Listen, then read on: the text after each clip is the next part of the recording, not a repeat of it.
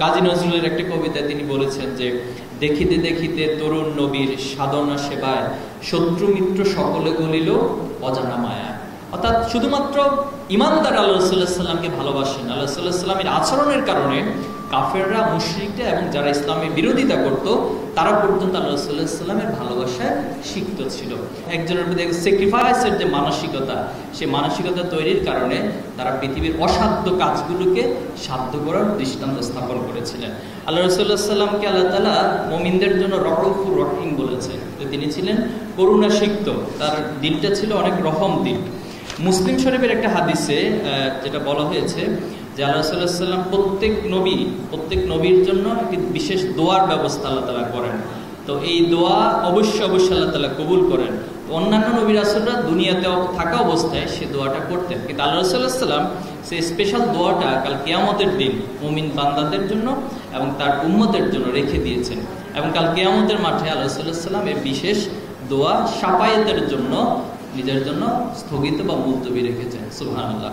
প্রিয় ভাইয়েরা, উহুদ যুদ্ধে আমরা যদি দেখি, উহুদ যুদ্ধে আল্লাহ রাসূলুল্লাহ সাল্লাল্লাহু আলাইহি ওয়াসাল্লাম যখন সকলে আল্লাহ রাসূলুল্লাহ আহত হয়ে গেলেন, তখন যারা মুমিন ছিলেন, যারা সাহাবা আজমাইনরা ছিলেন, তারা আল্লাহ রাসূলুল্লাহ সাল্লাল্লাহু আলাইহি ওয়াসাল্লাম চারপাশে ডাল হয়ে দাঁড়িয়ে গেলেন এবং তারা শহীদ হয়ে গেলেন, ক্ষতবিক্ষত হয়ে গেলেন, কিন্তু আল্লাহ রাসূলুল্লাহ সাল্লাল্লাহু আলাইহি ওয়াসাল্লামকে তারা নিজেদের জীবন দিয়ে সেভ করার চেষ্টা করেছেন।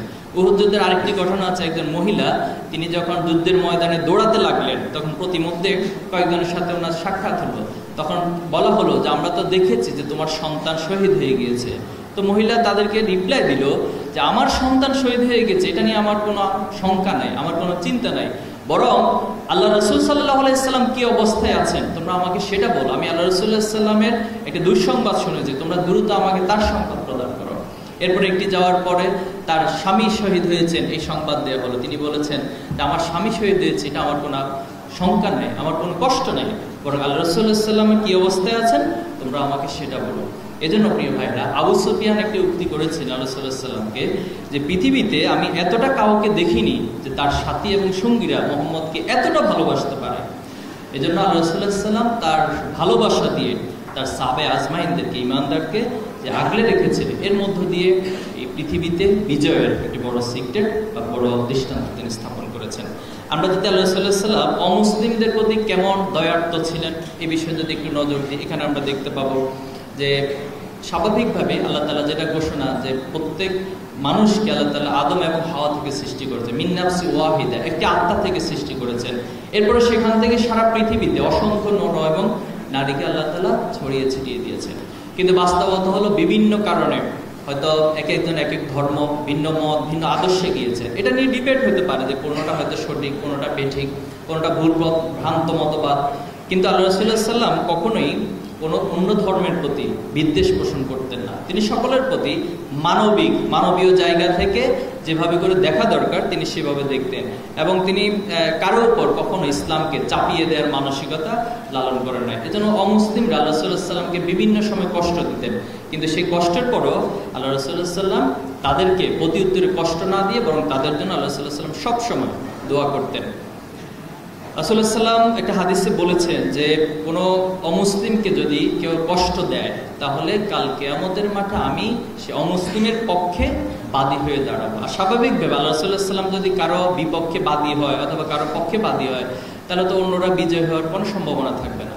এজন্য রাসূলুল্লাহ সাল্লাম অমুসলিমদেরকে কষ্ট দেওয়ার জন্য স্পষ্ট নিষেধ করেছেন। নিরাপত্তার ক্ষেত্রে তিনি বলেছেন যে তাদের রক্ত এবং আমাদের রক্তের মতো, এজন্য তাদের ধন সম্পদ আমাদের ধন সম্পদের মতো, এজন্য তাদের রক্ত এবং তাদের ধন সম্পদ নিরাপত্তার দায়িত্ব ইসলামী রাষ্ট্রে অথবা যেখানে যারা ক্ষমতাশীল থাকবে, দায়িত্বপ্রাপ্ত থাকবে, তাদেরকে সেটা রক্ষা করতে হবে। একবার এক বেদুইন রাসূলুল্লাহ সাল্লামের চাদর ধরে জোরে টান দিল, রাসূলুল্লাহ সাল্লাম ব্যথা পেলেন, খুব কষ্ট পেলেন। কষ্ট পাওয়ার পর যখন তার দিকে ফিরে তাকান আল্লাহ সাল্লাম মুস্কি হাসলেন, বললো যে তোমার কি হয়েছে, কোনো প্রয়োজন আছে? তখন আল্লাহ রাসূলুল্লাহ সাল্লাম কিছু একটু চাইলেন। আল্লাহ রাসূলুল্লাহ সাল্লাম মুস্কি হেসেই সে বেদুইনকে সে জিনিসটা দিয়ে দেওয়ার জন্য বলেছেন। এতটা দয়ার্থ ছিলেন, কারোর উপর তিনি কষ্ট ফিল করা অথবা কষ্ট রাগান্বিত হয়ে কখনো তাকাতেন না। এরপর আমরা দেখেছি যে আল্লাহ রাসূলুল্লাহ সাল্লাম একবার মসজিদে বসা ছিলেন, সেই মুহূর্তে এক বেদুইন এসে মসজিদে প্রস্রাব করে দিয়েছে। তো সকল সাহাবায়ে আজমাইন যারা সেখানে উপস্থিত ছিলেন তারা উদ্যত হলেন যে তাকে শাস্তি দেওয়ার জন্য, কিন্তু আল্লাহ রাসূল সাল্লাল্লাহু আলাইহি ওয়াসাল্লাম সবাইকে নিষেধ করলেন যে সে না বুঝার কারণে এই কাজটা করেছে, তোমরা তাদেরকে ছেড়ে দাও। এজন্য অমুসলিমদের উপরে কখনোই কোনো কিছু চাপিয়ে দেওয়া, কষ্ট দেওয়া, তাদের রক্ত ধন সম্পদ রক্ষা করা, এই যে দৃষ্টান্ত মডেল আল্লাহ রাসূল সাল্লাল্লাহু আলাইহি ওয়াসাল্লাম আমাদেরকে দেখিয়েছেন, আমাদেরকেও ঠিক সেইভাবেই আমল করতে হবে। প্রিয় ভাইরা, যারা আল্লাহ রাসূল সাল্লাল্লাহু আলাইহি ওয়াসাল্লামের বিরোধিতা করতো, আল্লাহ রাসূল সাল্লাল্লাহু আলাইহি ওয়াসাল্লামের সরাসরি আল্লাহ রাসূল সাল্লাল্লাহু আলাইহি ওয়াসাল্লামের বিরুদ্ধে যুদ্ধে অবতীর্ণ হতো এবং তাকে রক্তাক্ত করেছিল, আমরা তায়েফের দৃষ্টান্ত দেখতে পারি যে আল্লাহ রাসূল সাল্লাল্লাহু আলাইহি ওয়াসাল্লাম তাদের সাথে কেমন আচরণ করেছেন। আমরা জানি যে মক্কা থেকে তায়েফের দূরত্ব প্রায় 60 কিলোমিটার, 60 মাইল দূরে অবস্থিত। কিন্তু এত দূরত্বের পর আল্লাহ রাসূল সাল্লাল্লাহু আলাইহি ওয়াসাল্লাম তাদেরকে আল্লাহর দ্বীনের দাওয়াত দিতে গিয়েছেন।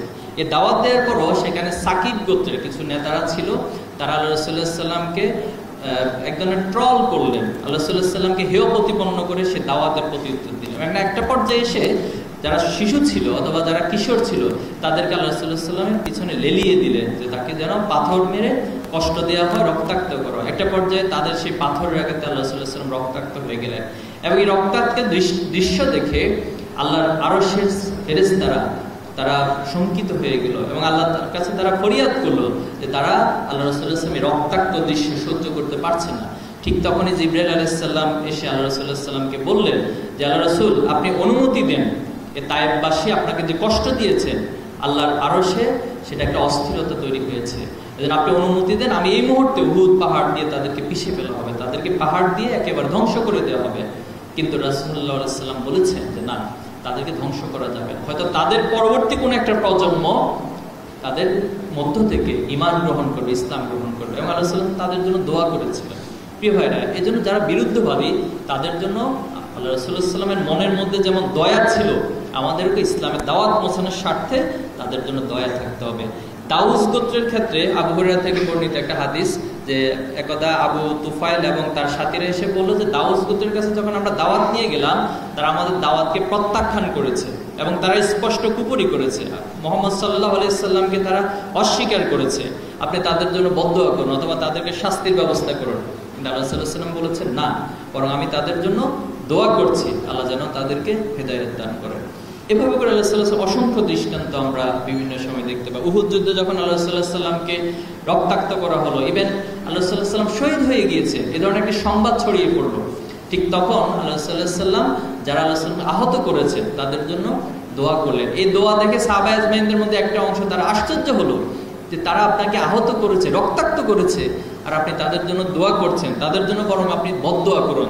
তখন আল্লাহ সাল্লাল্লাহু আলাইহি ওয়াসাল্লাম বলেছেন না, বরং আমরা তাদের জন্য দোয়া করি, আমাকে বদদোয়া করার জন্য পাঠানো হয় নাই, বরং আল্লাহ রাসূল সাল্লাল্লাহু আলাইহি ওয়াসাল্লামকে পাঠানো হয়েছে রহমত স্বরূপ, যেটা আমরা রাহমাতুল লিল আলামিন, আল্লাহর পক্ষ থেকে ঘোষিত যে রহমত।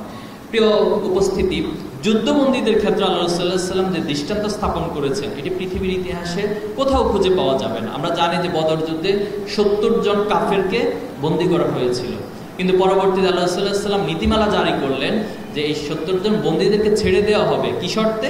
একটা শর্ত আছে, সেটা হলো তারা যদি আমাদের নিরক্ষর সন্তানদেরকে, কারণ আরবের মক্কার লোকেরা আরবি ভাষাটা অনেক ভালো পারত, তো সে জায়গা থেকে যারা এই ভাষা শিক্ষা দিবে এবং আমাদের নিরক্ষর শিশুদেরকে, কিশোরদেরকে অক্ষর জ্ঞান সম্পন্ন করতে পারবে, শুধু এটার বিনিময়ে তাদেরকে ছেড়ে দেওয়া হবে। অথচ দেখেন পৃথিবীর ইতিহাসে বদর যুদ্ধ কত মর্মান্তিক যুদ্ধ ছিল, রক্তাক্ত যুদ্ধ ছিল, কিন্তু সেই যুদ্ধের পরে বন্দীদের সাথে এমন আচরণ পৃথিবীর কেউ স্থাপন করতে পারে না যেটা আল্লাহ সাল্লাল্লাহু আলাইহি ওয়াসাল্লাম করেছেন। এজন্য কাজী নজরুলের একটা কবিতায় তিনি বলেছেন যে দেখিতে দেখিতে তরুণ নবীর সাধনা সেবায় শত্রু মিত্র সকলে গলিল অজানা মায়া। অর্থাৎ শুধুমাত্র ঈমানদার আল্লাহ রাসূলুল্লাহ সাল্লাল্লাহু আলাইহি ওয়াসাল্লামকে ভালোবাসেন, আল্লাহ সাল্লাল্লাহু আলাইহি ওয়াসাল্লামের আচরণের কারণে কাফেররা, মুশরিকরা এবং যারা ইসলামের বিরোধিতা করত তারা পর্যন্ত আল্লাহ রাসূলুল্লাহ সাল্লাল্লাহু আলাইহি ওয়াসাল্লামের ভালোবাসায় সিক্ত ছিল। হুদায়বিয়ার সন্ধিতে আমরা একটা অন্যতম দৃষ্টান্ত দেখেছি যে সেখানে আল্লাহ রাসূলুল্লাহ সাল্লাল্লাহু আলাইহি ওয়াসাল্লাম কতটা সহনশীল, শান্তিকামী একজন মানুষ ছিলেন, যেখানে বায়াতে রিদওয়ানের পর সকলে শপথ নিল যে আমরা আমাদের জীবন দিব, আমাদের রক্ত এক বিন্দু থাকা অবস্থায় আমরা ওসমান হত্যার প্রতিশোধ না নিয়ে এখান থেকে যাব না। এমন একটি শপথবদ্ধ কাফেলা থাকার পরেও আল্লাহ রাসূলুল্লাহ সাল্লাল্লাহু আলাইহি ওয়াসাল্লাম হুদায়বিয়ার সন্ধি করলেন এবং হুদায়বিয়ার সন্ধিতে যে শর্তগুলো আনা হলো সেখানে অনেক সাহাবী সেটার বিরোধিতা করেছে।